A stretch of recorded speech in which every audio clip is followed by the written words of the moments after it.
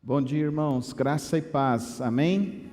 Atos, capítulo 16, Atos 16.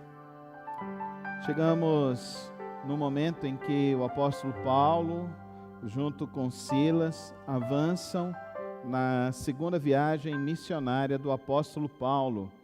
E é importante que nós entendamos nesta manhã que a igreja, o reino de Deus precisa avançar. O reino de Deus precisa avançar. Vamos falar juntos? O reino de Deus precisa avançar. E a igreja avança, o reino de Deus avança, não por força política, não por força bélica.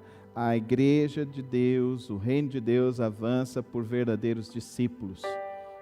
Verdadeiros discípulos é que fazem o reino de Deus avançar. Vamos fazer a leitura de Atos 16. Chegou a Derbe e depois a Listra, onde vivia um discípulo chamado Timóteo. Sua mãe era uma judia convertida e seu pai era grego.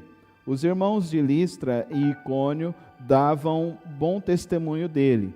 Paulo, querendo levá-lo na viagem, circuncidou por causa dos judeus que viviam naquela região, pois todos sabiam que seu pai era grego.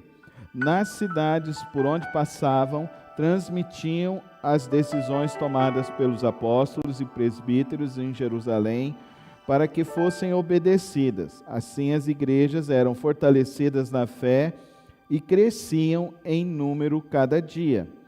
Paulo e seus companheiros viajavam pela região da Frígia e da Galácia, tendo sido impedidos pelo Espírito Santo de pregar a palavra na província da Ásia.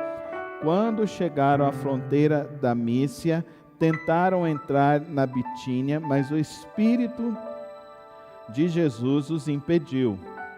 Então contornaram a Mísia e desceram a Troade. Durante uma noite, Paulo teve uma visão na qual um homem da Macedônia estava em pé e lhe explicava: passe a Macedônia e ajude-nos. Depois que Paulo teve essa visão, preparamo-nos imediatamente para partir para a Macedônia, concluindo que Deus nos tinha chamado para lhes pregar o Evangelho. A partir de Troade, navegamos diretamente para Samodrácia e no dia seguinte para Neápolis. Dali partimos para Filos, na Macedônia, que é colônia romana e principalmente cidade daquele distrito. Ali ficamos vários dias. No sábado saímos da cidade e fomos para a beira do rio, onde esperávamos encontrar um lugar de oração. Sentamo-nos e começamos a conversar com as mulheres que haviam se reunido ali. Uma das que ouviram era uma mulher temente a Deus chamada Lídia, vendedora de tecido de púrpura da cidade de Tiatira. O Senhor abriu seu coração para atender a mensagem de Paulo. Tendo sido batizada, bem como os de sua casa, ela nos convidou, dizendo: se os senhores me consideram uma crente no Senhor, venham ficar em casa. E nos convenceu. Certo dia, indo nós para o lugar de oração, encontramos uma escrava que tinha um espírito pelo qual predizia o futuro. Ela ganhava muito dinheiro para os seus senhores com adivinhações. Essa moça seguia a Paulo e a nós, gritando: estes homens são servos do Deus Altíssimo e lhes anunciam o caminho da salvação. Ela continuou fazendo isso por muitos dias. Finalmente, Paulo ficou indignado, voltou-se e disse ao Espírito: em nome de Jesus, eu lhe ordeno que saia dela. No mesmo instante, o Espírito a deixou. Percebendo que a sua esperança de lucro tinha se acabado, os donos da escrava agarraram Paulo e Silas e os arrastaram para a praça principal diante das autoridades. E levando-os aos magistrados, disseram: estes homens são judeus e estão perturbando a nossa cidade, propagando costumes que a nós romanos não é permitido aceitar nem praticar. A multidão ajuntou-se contra Paulo e Silas, e os magistrados ordenaram que se lhes tirassem as roupas e fossem açoitados. Depois de serem severamente açoitados, foram lançados na prisão. O carcereiro recebeu instrução para vigiá-los com cuidado. Tendo recebido tais ordens, ele os lançou no cárcere interior e lhes prendeu os pés no tronco. Por volta da meia-noite, Paulo e Silas estavam orando e cantando hinos a Deus. Os outros presos os ouviam. De repente, houve um terremoto tão violento que os alicerces da prisão foram abalados. Imediatamente, todas as portas se abriram e as correntes de todos se soltaram.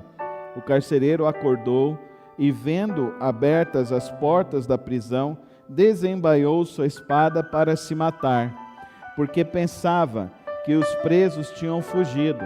Mas Paulo gritou: não faça isso, estamos todos aqui.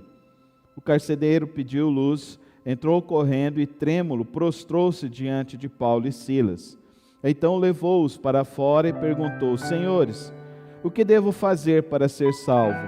Eles responderam: creia no Senhor Jesus e serão salvos você e os de sua casa. E pregaram a palavra de Deus a ele e a todos de sua casa. Naquela mesma hora da noite, o carcereiro lavou as feridas deles. Em seguida, ele e todos os seus foram batizados. Então os levou para casa, serviu-lhes uma refeição, e com todos os de sua casa alegrou-se muito por haver crido em Deus. Quando amanheceu, os magistrados mandaram seus soldados ao carcereiro com esta ordem: solte estes homens. O carcereiro disse a Paulo: os magistrados deram ordens para que você e Silas sejam libertados. Agora podem sair, vão em paz. Mas Paulo disse aos soldados: sendo nós cidadãos romanos, eles nos açoitaram publicamente, sem processo formal, e nos lançaram na prisão, e agora querem se livrar de nós secretamente? Não, venham eles mesmos e nos libertem.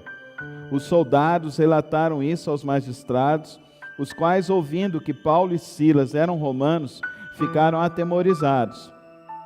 Vieram para se desculpar diante deles e, conduzindo-os para fora da prisão, pediram-lhes que saísse da cidade. Depois de saírem da prisão, Paulo e Silas foram à casa de Lídia, onde se encontraram com os irmãos e os encorajaram. E então partiram. Pai querido, Pai celeste, te agradecemos pela oportunidade de, nesta manhã, abrir a tua santa palavra, encontrar, ó Deus, esse registro histórico deste momento tão importante na vida da tua igreja, através, ó Deus, da vida do apóstolo Paulo e do teu servo Silas.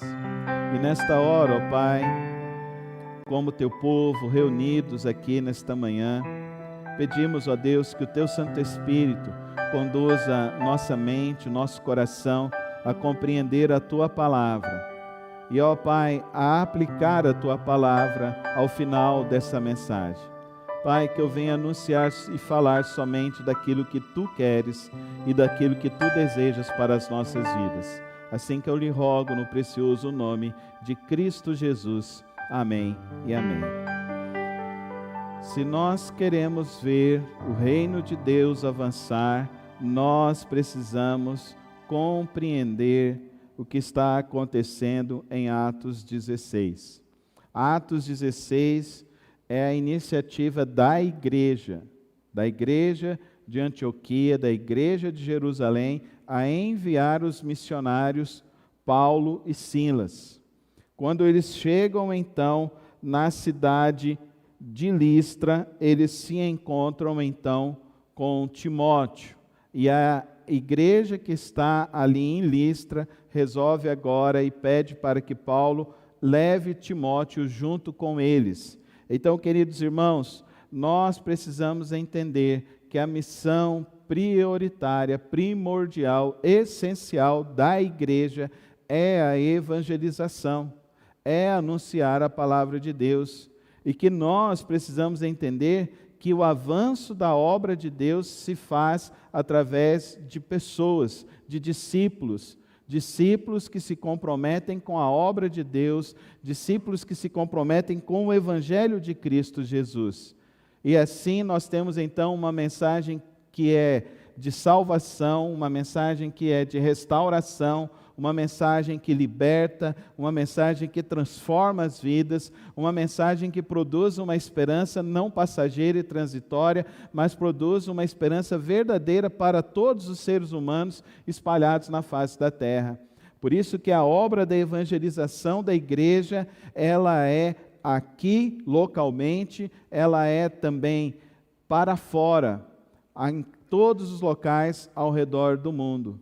Esta semana, os batistas brasileiros se reuniram em Foz do Iguaçu para a realização da sua 107ª Assembleia Convencional. Foi eleito lá o nosso querido pastor Pascoal Piragini, que é o pastor emérito da Primeira Igreja Batista de Curitiba. Foi eleito o presidente da Convenção Batista Brasileira. E lá foram prestados os relatórios das nossas organizações, as nossas organizações missionárias, a Junta de Missões Nacionais, a Junta de Missões Mundiais. A gente fica sabendo que hoje nós temos missionários das nossas Juntas de Missões Nacionais em todos os estados brasileiros. Nós somos a única agência nacional que tem um trabalho em todos os campos possíveis de trabalho. Nós temos missionários que trabalham dentro dos presídios, das penitenciárias. Nós temos o projeto fantástico da Cristolândia, que é o trabalho que mais dá certo no centro de São Paulo, Rio de Janeiro, Salvador, Recife, resgatando vidas. Mais de 3.500 vidas foram resgatadas do mundo das drogas nessas cracolândias. Nossa Junta de Missões Nacionais, ela tem hoje 2 carretas missionárias que fazem um trabalho incrível, e que nesse ano nós tivemos a oportunidade de receber a carreta missionária aqui no nosso estado, e nós colhemos mais de 520 vidas que se converteram nos dias que a carreta missionária esteve aqui no estado de Goiás. Você pode dar um glória a Deus? Eu tive a oportunidade de ir lá e conhecer a família que dirige essa carreta. É uma família missionária. É um missionário, é sua esposa.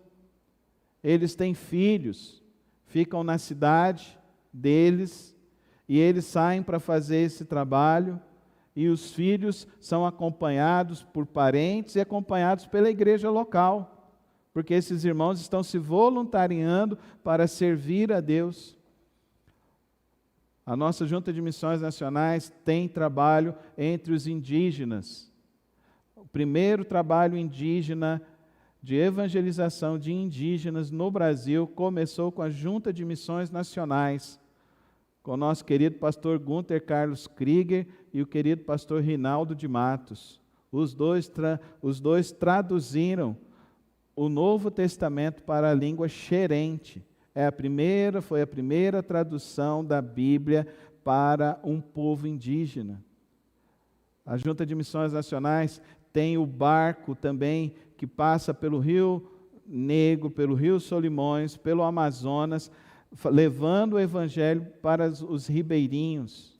É um trabalho maravilhoso. Nós temos hoje, fazendo parte dos quadros da Junta de Missões Nacionais, nós temos 12 famílias de missionários que são missionários entre os surdos. Olha que coisa linda, você sabia disso? É uma coisa maravilhosa isso. São pastores que se converteram em nossas igrejas, fizeram um seminário, surdos, e que hoje são missionários pregando o Evangelho. Mas não para aí. Hoje, a nossa Junta de Missões Mundiais, ela tem trabalhos em mais de 17 países dentro da janela 1040, que é a janela mais fechada. É a janela onde acontece o maior número de perseguição. Nós temos o nosso casal de missionários, o pastor Léo Reis e a irmã Poliana, eles estarão conosco no próximo mês, vindo trazer as notícias do trabalho de 10 anos lá na Ásia. E queridos irmãos, esse é o trabalho da evangelização. A igreja deve sempre se preocupar em fazer com que o reino de Deus cresça e se expanda. O que acontece em Atos 16 é isso. E a igreja envia esses homens a pregar o Evangelho. E olha que coisa interessante, algumas intervenções em Atos 16 nos deve fazer com que a gente compreenda esse trabalho da evangelização. A primeira delas, então nós vemos aqui a voluntariedade de Timóteo e sua família em uma igreja para que ele vá participar desta viagem missionária. Então, daqui a alguns dias, a nossa querida irmã Gabriela Freitas, filha do irmão Divino, estará indo para Atibaia fazer um curso de teologia, saindo do nosso meio. Você ora para que seus filhos possam se envolver com missões? Você quer se envolver com missões? Você ora para a evangelização? Você quer se envolver com a obra de evangelização? Ah, queridos irmãos, a igreja ela precisa se envolver com a obra da evangelização, com a obra de missões ao redor do mundo, em todos os momentos, de todas as formas. Paulo então sai com esses dois irmãos para pregar o evangelho. E olha que experiência ele tem. Olha que interessante, verso 9. Durante a noite, Paulo teve uma visão na qual um homem da Macedônia estava em pé e lhe explicava: passe a Macedônia e ajude-nos. Mas antes disso, nós vemos aqui no verso 8, tendo sido impedidos pelo Espírito de pregar a palavra na província da Ásia. Olha que coisa interessante isso. Então nós temos duas lições aqui importantes. A primeira delas, porque tem muita gente que acha assim: Deus só vai responder sim para as minhas orações. Então tudo que eu vou fazer é porque Deus quer que eu faça mesmo. Não. Às vezes Deus impede algumas coisas na sua vida. Às vezes você está insistindo em uma coisa na sua vida e Deus está falando não. Não é por aí que você vai não. E aqui o apóstolo Paulo está tendo essa experiência. Não é para você ir para esse lugar. E aí ele tem um sonho onde vem um anjo e fala com ele: pastor, o senhor acredita nisso? Acredito, nunca tive essa experiência. Gostaria de ter, de um anjo aparecer e falar comigo, ia ser um negócio bem legal, mas eu não tenho essa experiência. Mas eu conheço crentes muito sérios e sinceros que têm essa experiência que o apóstolo Paulo teve. Agora, observe isso. Aparece para falar sobre um projeto pessoal do apóstolo Paulo? Não. É um projeto missionário. Amém, irmãos? Um projeto missionário. Um projeto que está envolvido com o reino de Deus. E nós precisamos tomar muito cuidado com isso, igreja. Porque tem muita gente que fala assim: porque eu tive um sonho, não sei o quê, para um negócio que eu ia fazer na minha família e não sei o quê. Querido, toma muito cuidado com isso. Geralmente, quando um anjo aparece na Bíblia, geralmente não. Todas as vezes que aparece um anjo para alguém na Bíblia, é porque tem alguma coisa que Deus está fazendo com a igreja dele, com o reino dele. Nada tem a ver com coisa pessoal, particular. A sua coisa pessoal e particular, você leia o livro de Provérbios e tome as decisões certas na sua vida. É assim. Nós temos a palavra de Deus para nos orientar. O livro de Provérbios é para nos ajudar a fazermos qualquer coisa em nossa vida. Educação de filhos, educação financeira, educação emocional, educação em todas as áreas da sua vida. Agora, tem muito crente que nunca leu o livro de Provérbios, aí fica sempre perdido, querendo encontrar alguma solução para a sua vida. Então, meu irmão, leia o livro de Provérbios. Lá explica tudo o que nós precisamos para viver. Agora, quando aparece o anjo do apóstolo Paulo, não é para falar para ele, está chegando uma bênção aí para você. Está chegando aí R$1 milhão na sua conta. Você vai trocar de carro aí agora. Você vai não sei o quê. Não. Está falando o seguinte, olha, existe um povo, umas pessoas que estão esperando você ir pregar o evangelho lá. Para de perder tempo e vai pregar o evangelho lá na Macedônia. Agora, fazer a vontade de Deus não é eliminação de problema. Fazer a vontade de Deus não quer dizer que você não vai passar nenhum tipo de perrengue, falando num bom linguajar. Fazer a vontade de Deus e seguir a vontade de Deus, eu vou te dizer com toda sinceridade, a possibilidade de você enfrentar perrengues são muito grandes. E é isso que vai acontecer quando Paulo, então, chega ali nessa região, nessa cidade, aonde eles vão pregar o evangelho. E olha que interessante, queridos irmãos, quando eles chegam ali em Filipos da Macedônia, eles encontram uma porta aberta, Lídia. Lídia se converte logo de primeira. Aí vem um embate espiritual. Irmão, você está andando com Deus, a maior prova de que você de fato está andando com Deus é enfrentar a batalha espiritual, é encarar o diabo de frente. Dá para você entender o que eu estou te dizendo? Essa é a maior prova de que você está andando com Deus. Então, quando você está andando com Deus, você tem que identificar as ações malignas que querem destruir sua vida, destruir sua casa, destruir o reino de Deus. Então, você tem que estar preparado para isso. O apóstolo Paulo, então, encontra nessa cidade essa moça que está com um espírito. E olha que interessante, o que o espírito está revelando? O que o espírito de adivinhação está falando? Está falando mentira? Olha que interessante, não está falando mentira não. Olha o que ela diz aqui, verso 17. Estes homens são servos de Deus, do Deus Altíssimo, e lhes anunciam o caminho da salvação. Quem está falando isso? Os demônios estão falando isso. Os demônios estão falando isso. Então vamos tirar algumas místicas da batalha espiritual, querido irmão. O diabo sabe muito mais quem é o inimigo dele do que muitos crentes. O diabo conhece muito mais a Deus do que eu e você. Ele sabe quem é Deus, o poder de Deus, e sabe do que Deus é capaz de fazer. Tem muito crente que não sabe isso e morre de medo do diabo. E acha então que o diabo não vai entrar na sua casa. O diabo está entrando pela televisão. Essa semana aí, se você assiste Big Brother, você não deveria nem estar assistindo essa porcaria. Se você está comentando de Big Brother, você nem deveria estar comentando essa porcaria. Porque já houve 4 manifestações demoníacas lá no Big Brother. 4 manifestações de demônios. Demônio falando na televisão. E você deixa essa porcaria entrar na sua casa. Dá para você entender? Nós estamos numa batalha, irmão.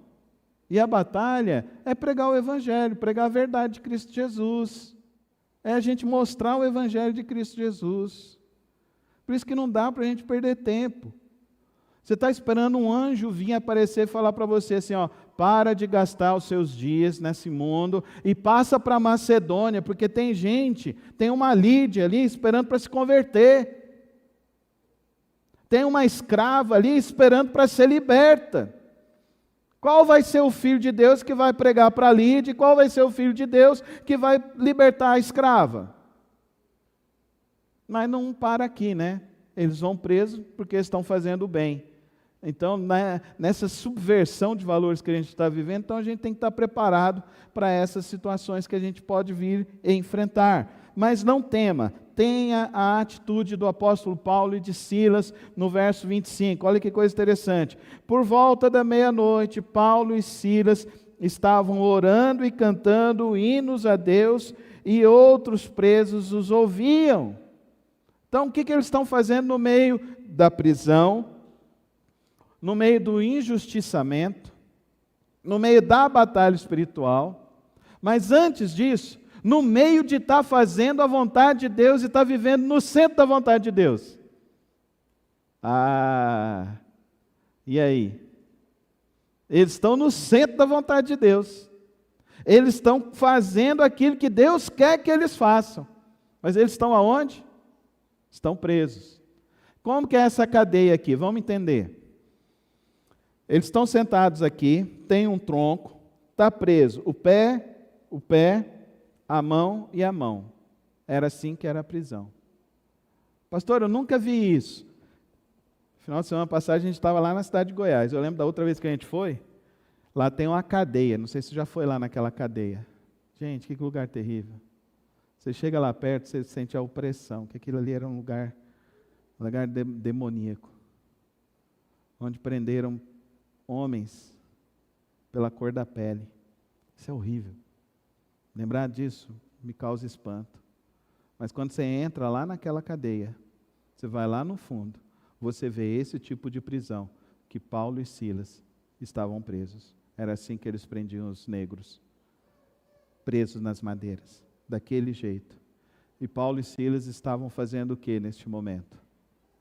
Eles estavam orando e cantando. Eles não estavam murmurando, eles não estavam reclamando, porque eles estão vivendo no centro da vontade de Deus. E quem vive no centro da vontade de Deus não teme as dificuldades. Ao contrário, ele louva a Deus em meio às suas dificuldades, porque ele sabe que o Deus dele é poderoso e maravilhoso, e sabe que o Deus dele tem um propósito muito maior na vida deles. Amém? Amém, irmãos? Muito maior. Muito maior. Não há sofrimento neste mundo que você possa enfrentar e que você possa dizer, está tudo acabado. Não. Você está fazendo a vontade de Deus? Você está vivendo no centro da vontade de Deus? Mas pastor, na outra igreja lá fala o seguinte, que se a gente está vivendo no centro da vontade de Deus, a gente não vai ter problema nenhum. É porque é a Bíblia do diabo, entendeu? Não é a Bíblia, não é essa Bíblia, porque essa Bíblia aqui que eu acabei de ler está falando o contrário. Então aquela Bíblia que eles lêem é a Bíblia do diabo, a Bíblia que a gente lê aqui é a Bíblia de Jesus. Amém, igreja? Não, quero ouvir um amém bem forte. Amém, igreja? Não, quero ouvir um amém que saia na transmissão. Amém, igreja? É isso que a gente precisa entender. Viver no centro da vontade de Deus não é garantia de eliminação de problemas.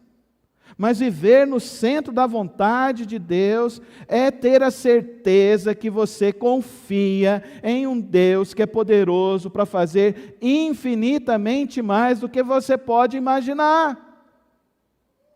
E se você está vivendo no centro da vontade de Deus, o que você tem para fazer? É louvar a Deus, confiar no Senhor, porque você pode ser surpreendido pelo milagre. Acho que o tema desta mensagem dessa manhã deveria ser surpreendido por Deus, porque agora eles são surpreendidos por Deus. No verso 26, de repente houve um terremoto tão violento que os alicerces da prisão foram abalados. Imediatamente todas as portas se abriram e as correntes de todos foram soltas. Dá para você entender? Eles estão sentados, amarrados os pés, as mãos, e as correntes se abrem por causa do terremoto. É uma coisa ilógica, não tem lógica nisso. O nosso Deus, Ele é maior do que a lógica humana, amém? Fala comigo, meu Deus é maior que a minha lógica. Ele pode subverter a lógica. O que abre uma corrente? Não é uma chave? Um terremoto poderia abrir essa corrente? Esse cadeado? Abre com um terremoto. Então Deus, Ele pode inclusive quebrar até as próprias regras da física e da natureza. Dá para você entender isso? Quem é Deus? Quem é Deus para você? Não limita teu Deus não. Não limita teu Deus não. Porque esse Deus é muito poderoso. Amém? Fala comigo, meu Deus é poderoso. Mas você acredita mesmo que Deus é poderoso? Ele é poderoso para fazer muito mais do que a gente pode imaginar. É isso que está aqui diante de nós.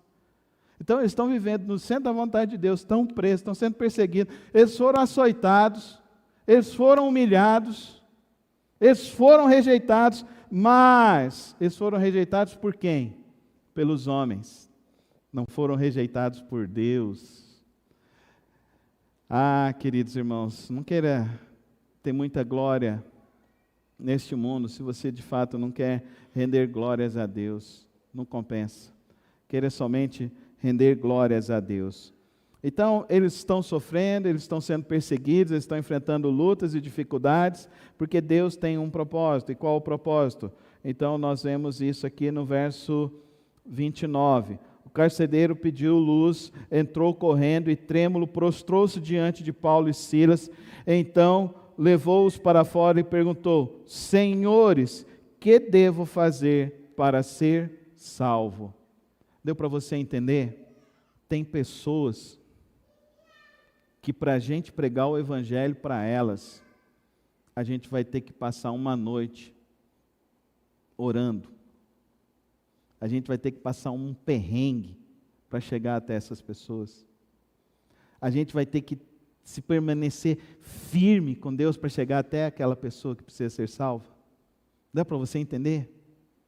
Querido irmão, esse negócio de evangelho sem dificuldade, sem problema, esse negócio de carreira cristã, sem você passar por uma luta, por uma aflição, querido irmão, o apóstolo Pedro vai nos ensinar que nós não devemos nos desesperar no meio das dificuldades. Nós precisamos entender que a nossa fé está sendo refinada, como o ouro e a prata são refinados pelo fogo. A nossa vida vai sendo refinada no meio dessas experiências difíceis que a gente tem que enfrentar na vida.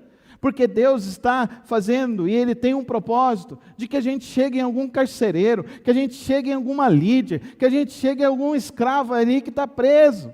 Dá para você entender? O que nós estamos passando nessa vida tem a ver com o propósito e o chamado que Deus tem para cada um de nós.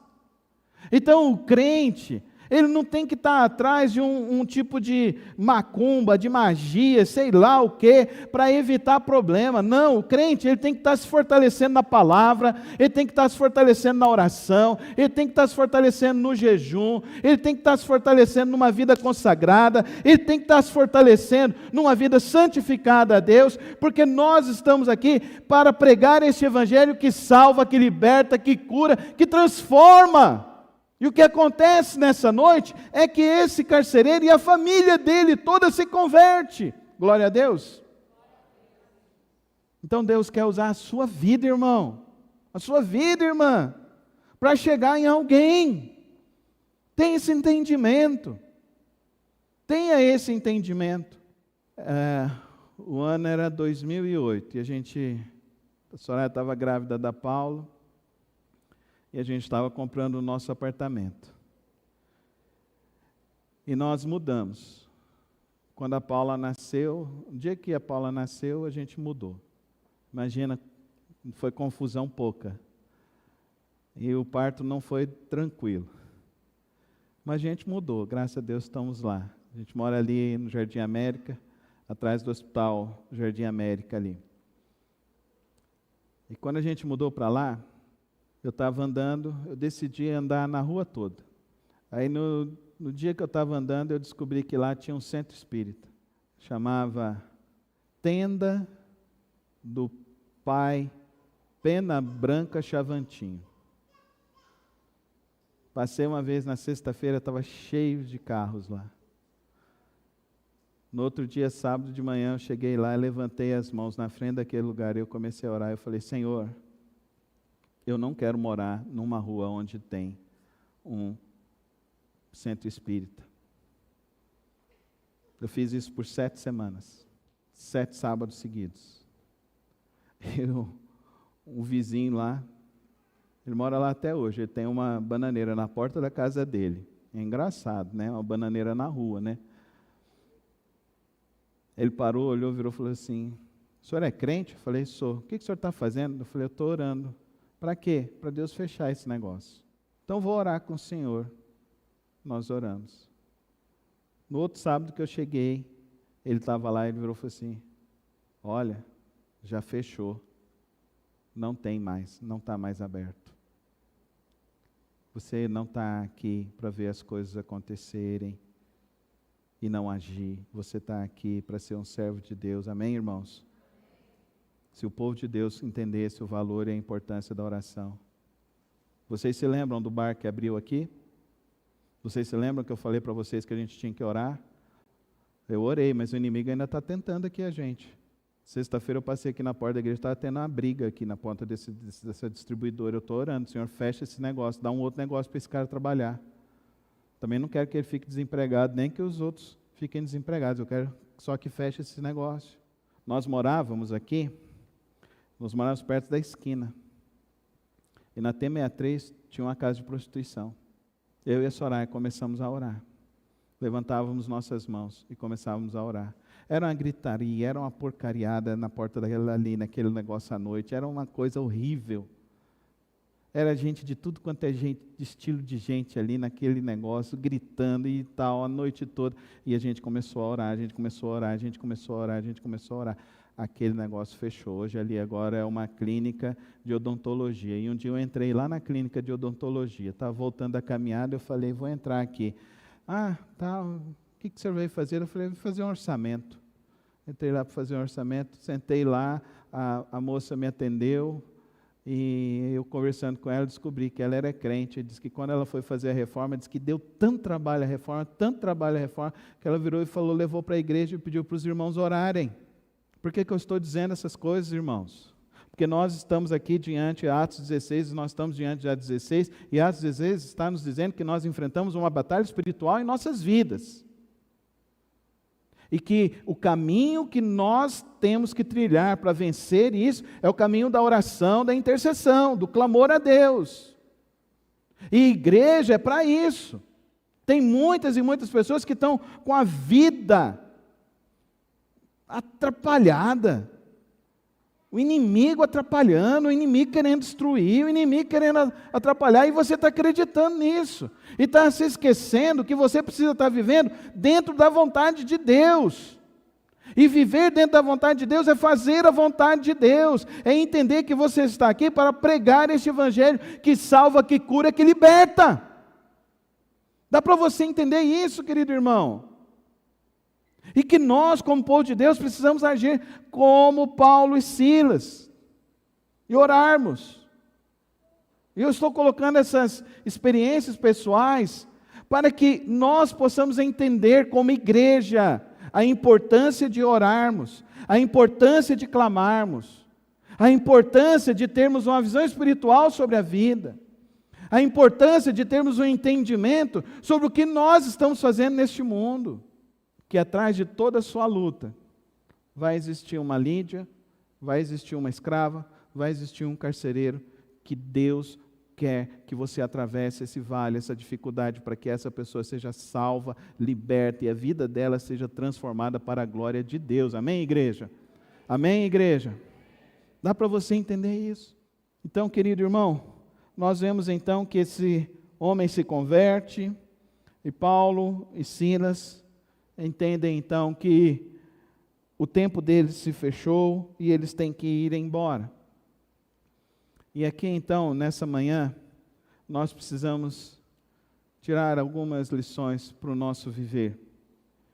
E entendendo que nós, como cristãos, devemos buscar a Deus com o desejo de sermos surpreendidos pelo poder de Deus. Entenda isso. Orar não é um simples mania de você chegar e falar e desabafar a Deus. Orar é muito mais do que isso. É você saber que você está conversando com alguém que é tão poderoso, tão poderoso, tão poderoso, que não há nada igual na terra e jamais existirá na terra ou no mundo alguém como Deus. E Ele ouve as nossas orações. E Ele é capaz de fazer algo que venha a nos surpreender. Atos 16 nos desafia a entender que nós precisamos viver dentro do centro da vontade de Deus e fazer a vontade de Deus.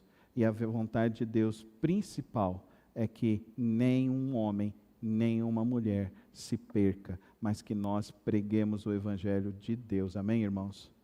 Pregue o Evangelho de Deus, anuncie essa palavra de salvação. Anuncie essa palavra de salvação. Atos 16 nos lembra que nós vivemos em meio a uma batalha espiritual. e que nós não devemos temer o inimigo, mas nós devemos saber que o próprio inimigo de nossas vidas sabe quem é o Deus a quem nós adoramos e servimos.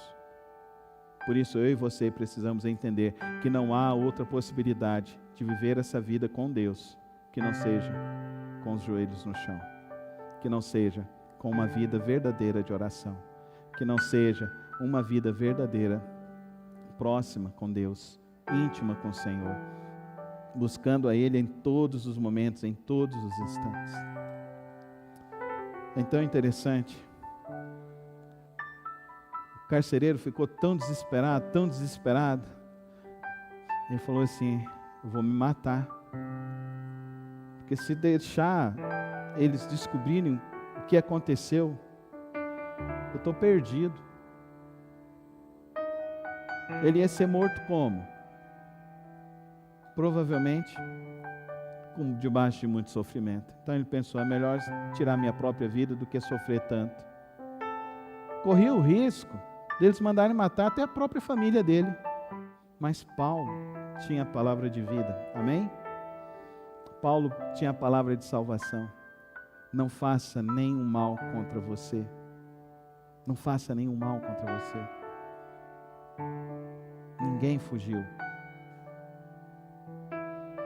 Esse homem, esse carcereiro, provavelmente foi o mesmo homem que na tarde anterior estava açoitando Paulo e Silas. Esse carcereiro é o mesmo homem que prendeu Paulo e Silas naquele madeiro terrível, naquele calabouço fétido. Esse carcereiro provavelmente deve ter xingado Paulo, humilhado Paulo, cuspido em Paulo. O verdadeiro cristão não tem inimigos. O verdadeiro cristão não tem ódio no coração. O verdadeiro cristão não guarda rancor de ninguém. O verdadeiro cristão, ele tem uma palavra de vida e salvação. Ele tem uma palavra que é poderosa, que liberta, que cura, que faz mudança na vida das pessoas. O verdadeiro homem, a verdadeira mulher que está vivendo no centro da vontade de Deus tem a palavra de vida e de salvação. Seja você essa palavra de vida e salvação por onde você for. E saiba que todas as lutas e aflições que você tem, no final você vai ter alguém para dizer que existe um Deus muito poderoso, muito grande, tremendo. Ele subverte a lógica humana, ele subverte as próprias regras da física e da natureza para salvar alguém. Que Deus te fortaleça nesta manhã, que Deus abra o seu entendimento para você entender o seu papel e a sua vida neste mundo, e que você saia daqui com esse propósito de, como Paulo e Silas, orar e louvar a Deus, parar de murmurar, parar de reclamar e parar para entender: eu estou vivendo no centro da vontade de Deus? Essa é a pergunta nessa manhã. Feche os teus olhos, fale com Deus. Se você ainda não está vivendo no centro da vontade de Deus, coloque sua vida hoje para Ele e diga: Senhor, eu quero viver no centro da Tua vontade. E se você faz essa oração de eu quero viver no centro da Tua vontade, levanta sua mão, eu quero orar por você nessa manhã. Amém, Jesus. Amém, Jesus. Amém. Senhor, nesta manhã, Deus, Tua palavra nos leva a uma compreensão tão grande da importância de vivermos no centro da Tua vontade e de vivermos para a honra e glória do Senhor. E por isso, Pai, eu coloco estas vidas, ó Deus, que desejam viver no centro da Tua vontade. Que o Senhor, ó Deus, continue trabalhando esses corações, ó Pai, para fazerem o Teu querer, para entenderem o propósito, a vida que nós temos para viver nesses dias. Pai, que o Senhor abra os nossos lábios e que os nossos lábios sejam cheios da palavra de vida e salvação. como Paulo e Silas falaram para aquele carcereiro: não atente contra você próprio, porque hoje tem salvação na sua casa. Que nós sejamos os porta-vozes do teu evangelho, da tua salvação. Que hoje há salvação, hoje há solução. Hoje o Senhor vai fazer a mudança, a transformação. Pai, que nesta manhã nossas vidas se rendam completamente ao Senhor. Limpa os nossos corações daquelas coisas que nos atrapalham de mergulhar no Teu Espírito. Limpa aquelas coisas, ó Deus, que nos impede de compreender a Tua boa, perfeita e agradável vontade. E nos faz, ó Deus, mergulhar cada dia mais no Teu querer e no Teu propósito. Em nome de Jesus. Amém, e amém, e amém.